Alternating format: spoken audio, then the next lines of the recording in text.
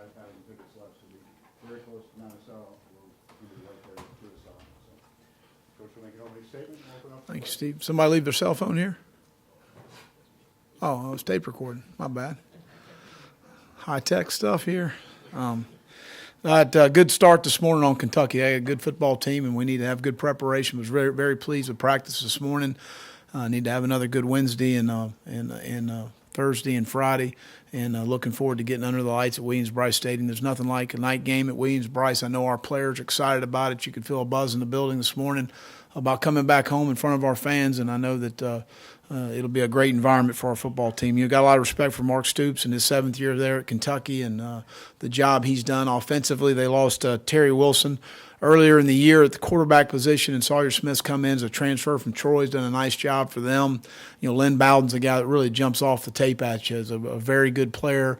We'll play him at quarterback, running back, and plays him in the slot, gets the ball to him. He's a returner. He's really electric with the ball in his hands, an outstanding competitor and a really, really good football player. But both backs, Rose and Smoke, are good players. We were recruited Cavassier here at South Carolina. Got a lot of respect for him. They're big and physical on the offensive line. We got a transfer, Ahmad Wagner, from, I believe, a basketball player from Iowa, 6'5", 240-pound guy's a mismatch on the edges a little bit as far as jump balls and those things are concerned, but a really good football player and has made a bunch of plays for him here in 4 games into the season. Defensively, very big up front and stout. I mean, they're 360 at the nose, 300-plus at the 2 end positions, mostly a 3-down structure. They play some 4-down and very active at linebacker in the secondary and really good on special teams. Injury-wise, really Hank Manos is really struggling with this ankle. We may do the ankle cord surgery, so he'd be about 4 weeks before he'll be back in that situation. Other than that, I think we're ready to go. So I'll open up for any questions. Will, with Jam deciding to leave, how does the secondary reshuffle? I mean, it's a man down, but how do you guys handle that loss? No different than we have before. We'll be fine.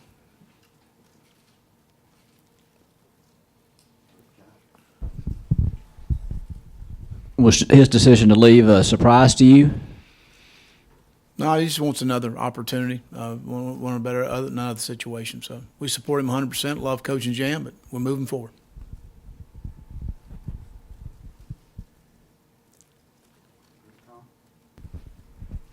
What do you want to see from your team more offensively heading into this week, and what have conversations with Brian been like going into, I guess, Kentucky?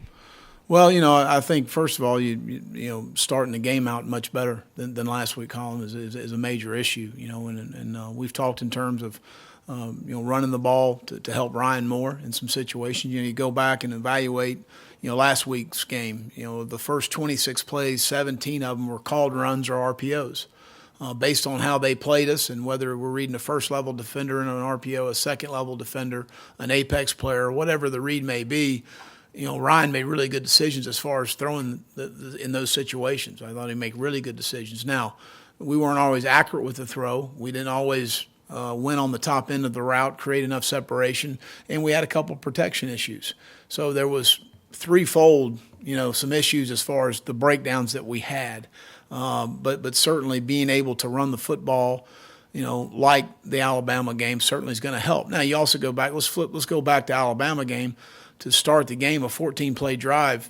10 of those were passes. We had a 4th and 1 speed option. We had 1 hard call run and 2 RPOs, which we handed the ball off based on the look that we got. So, we started extremely well in that ball game, throwing the football and doing the things that we felt that were most comfortable for Ryan in his 3rd start. So we'll continue to explore those things based on what Kentucky does and put us in the best situation to get out to a good start. And I think part of that has got to be running the football. There's no question. Is changing play callers something you've ever considered on offense? No. Is it something you would consider during a season, or are you a believer in do you ever think there's value in change for change's sake and something like that to shake things up? No, I mean, we're going to make decisions what's best for our football team.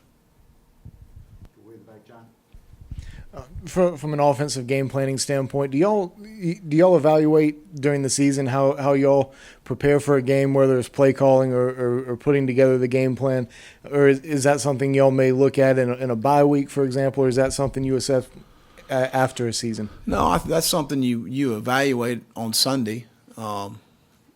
every week, that you take a look at what worked, what didn't work. Going into the game, what was our thought process? What were we thinking here? Did we not get the certain look that we thought we would get? Did they change some things up? Did they do some things differently?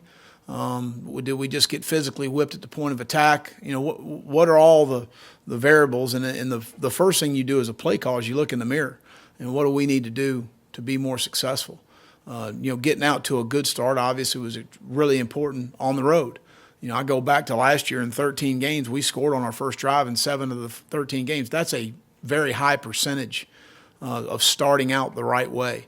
In our first 3 ball games, we scored on the first series on all 3 ball games. That's really good football. Obviously, this past week we didn't do a good enough job offensively, game planning, and adjusting within the first half to get more things going offensively.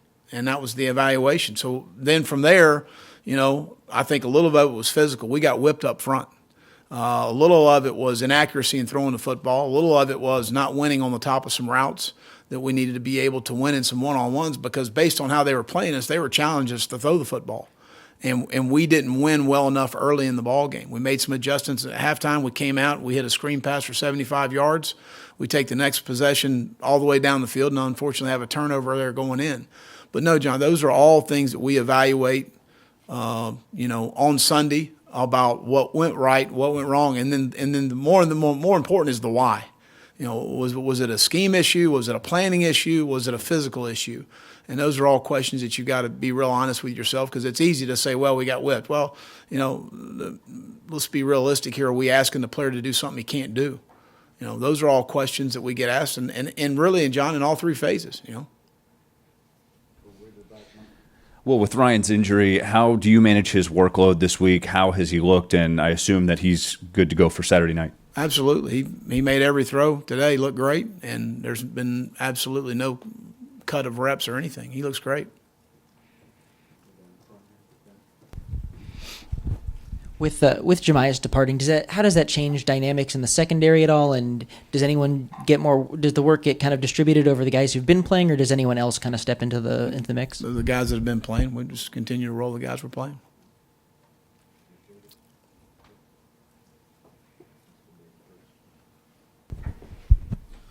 Will, with the linebackers, you said that need to get better production. Has there been one thing over these last 4 games, one thing that they haven't been doing consistently enough?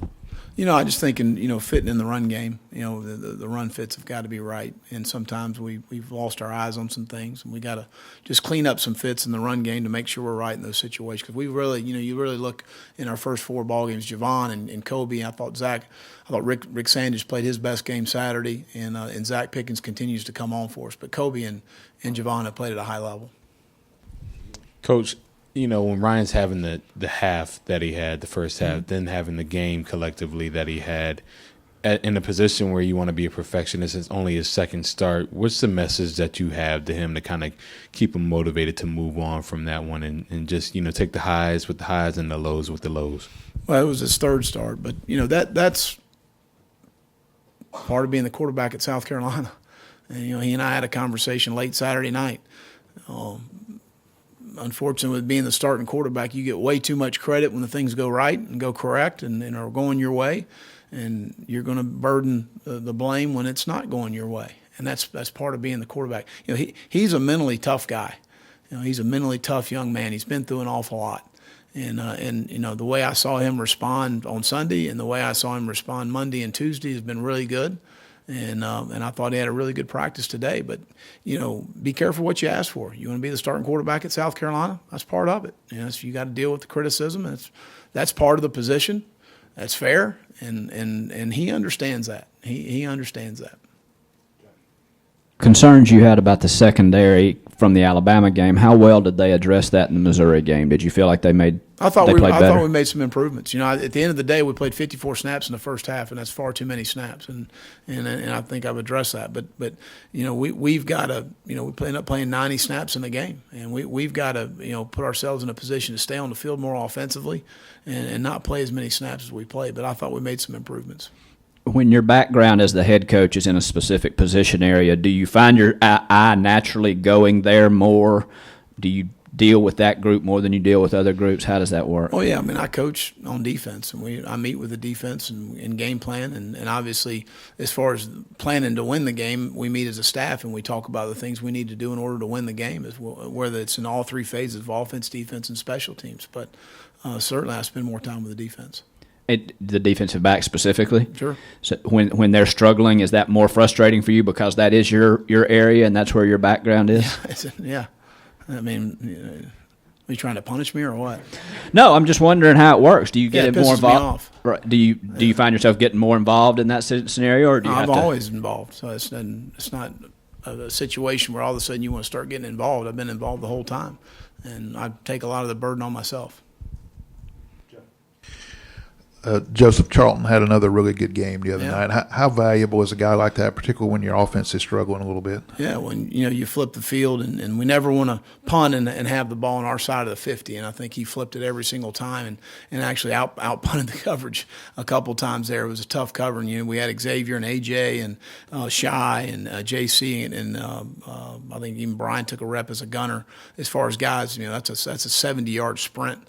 To go cover a really good return guy in the Southeastern Conference. So, but Joe's punting the ball really well. He's been a weapon for us, be able to flip the field, the hidden yards in the vertical field position, and he's done a nice job, really nice. Coach, because of the situation you guys are at, being pushed back in the corner, what would you tell fans in terms of being able to come out this week, and how important is that going to be for you guys, first night game at home? Well, we're excited. A night game at Williams-Brice is a special. There's nothing like it. I've coached in a lot of arenas, and there's no doubt that that's as good as anywhere in the country. Our guys are excited about it, and you know what? Our fans will be great.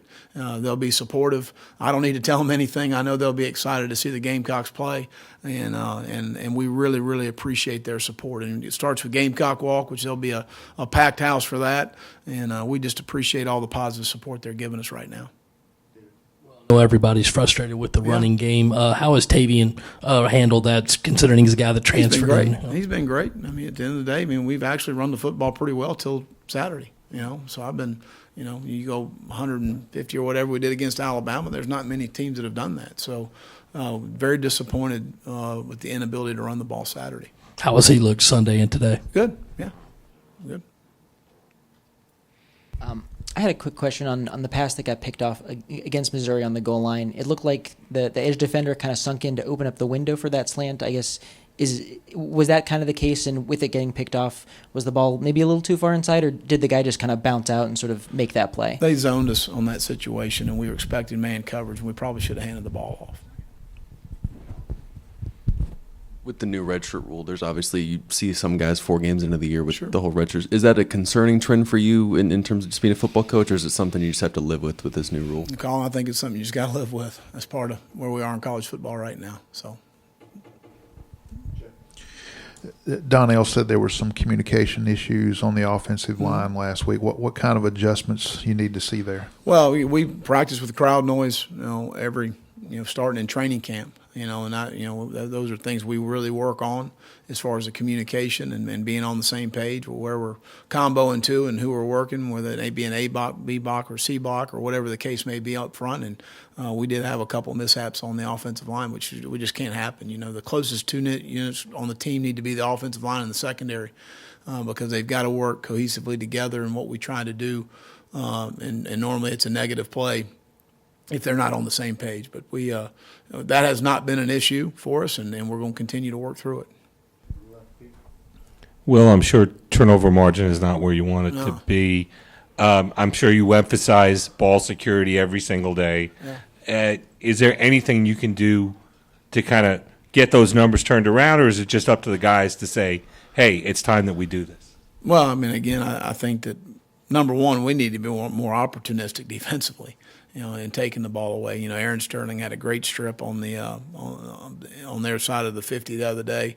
The tackler was secured, and he went in for the strip, and it was an outstanding play. DJ Warnham does just a very instinctive play on the interception. But we need to be more opportunistic defensively, and when we don't have the ball and getting the ball off people, and certainly taking care of the football. But it's hard to win on the road when you give up 14 points. and your defense isn't on the field. It's very difficult. So those are things that we've got to, and it's the most important thing in the game, the ball and explosive plays. That ratio dictates who wins and loses games, and right now we're on the negative side of that. So on both situations.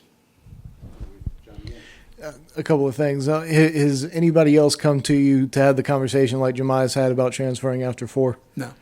And have you gotten what you expected out of JC and Israel so far at the corner position? And does Israel maybe get a look more at safety with Jemiah's leaving? Well, Israel actually played safety against North Carolina and Charleston Southern in both of those games, and he'll continue to rep. I believe he even got some snaps at Alabama. I don't know that for sure, but I know in the first 2 games. But he always reps back there and helps us back there. With John, Cam Smith, his emergence has come on. I thought he had a really good day this morning. AJ's gotten healthy, so he's another guy that's going to be back in the fold at the corner position. But John, it's always about putting the best 4, best 5, and best 6 guys out there. I think JC and Israel can play better than they've played in the first 4 ball games. Well, with the 1-3 start and 5 straight losses to Kentucky, how much pressure is on this coaching staff right now to win this game Saturday? We have pressure every single week. Every single week, there's a lot of pressure. And you know what? There's more pressure internally than there is externally. I can assure you of that. Do you consider this a must-win game Saturday? They're all must-win games. Every single game. You know what next week's going to be? Well, it's where we're open. The next week's going to be must-win. And we need to kick Open's ass, too.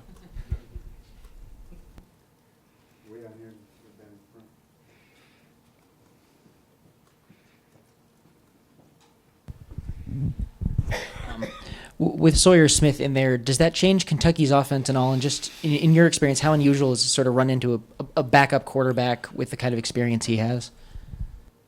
Well, he has legs. I wouldn't say he's Terry Wilson, but he has legs. He's been able to extend plays for them. He was a really good runner at Troy, so we've done a lot of research as far as those things are concerned. So I don't know that how much it changes, what they do. They want to run the football, play action you. And that's kind of their mantra since Eddie's been there. So, but I don't know how much it changes them. Well, kind of specific here, but you guys had the goal line stand, and on one of those plays, the running back tried to jump over the pile. Is that a play that when you're coaching your running backs or Thomas's, do you guys teach your guys to do that, or is that just something that they kind of make up their mind to do? No, that's something that we've done before. I believe it was Rico 2 years ago. That a lot of it is schematically of some defensive lines like ours when they get inside the 2 and inside the 1 knee run, meaning they're going to submerge the line. They're going to try and create a new line of scrimmage. They want to knock everything back, take the legs out of the offensive lineman to eliminate a crease in the run defense, and the ball's got to be run on the perimeter is what probably should happen. And then in a situation, let the linebacker go clean the play up over the top. So that's kind of what they obviously, having some familiarity with me, knew probably what we were going to, from a fundamentals and technique standpoint, going to do, and that's what they called. T.J. Brunson made a really good play coming over the top and knocking him back, and Zach Pickens, cleaned him up a little bit there.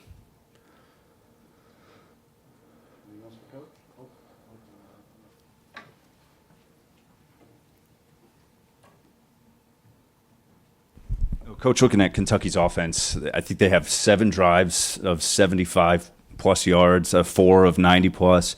How concerning is that to you, and what's the key sort of to getting your defense off the field? Well, third down is going to be critical in this game. Sometimes, third down in some instances can be a little misleading. But when you play a team like Kentucky, you've got to get off the field on third down because they're going to, they're a team that's totally content running the ball 40-plus times in a game. And so you got to understand that mindset and mentality, and there's going to be some 3rd and 3s, some 3rd and 2s, some 3rd and 4s, and you got to win on those situations because that's where they keep the drives alive and they keep expending the time. And that's somewhat of their makeup and what they want to do offensively. So you got to get off the field on third down. Third down is important all the time, but especially when you play a team like this that's willing to be very patient. And when you get inside 3rd and 3 to 6, they're willing to run the football. And those are things that a lot of teams, once it becomes third down, that there's a run won't be called. And in this ball game, that's different.